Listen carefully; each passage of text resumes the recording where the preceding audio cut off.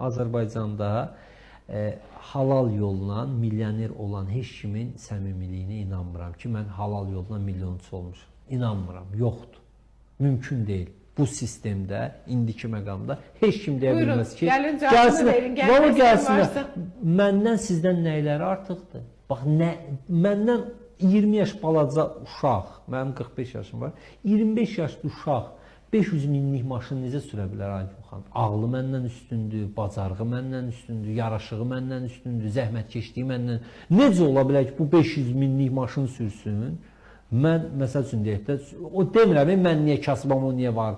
Mən Azərbaycan reallığını bilə-bilə bilirəm ki, bu uzaqbaşı iş fəaliyyətinə başlayır 21 yaşdan da universiteti qutarar. Sən 4 ilə nə işlə məşğul oldun ki, 500 minə, 600 minə maşın ala bilirsən?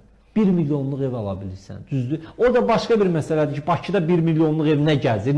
Yəni Bakı kimi yerdə 1 milyonluq ev olması nə deməkdir? Ümumiyyətlə, bu nə anlayışdır? O da başqa bir məsələ. Amma gəlsinlər sübut eləsinlər ki, Tural bəy, sən səhv deyirsən, mən halal yolla, alın tərimlə Azərbaycanda bu pulu qazanmışam. Mümkün deyil. Ola da bilməz. Ona görə heç kim çıxıb efirlərdən varınla, pulundan öyünməsin.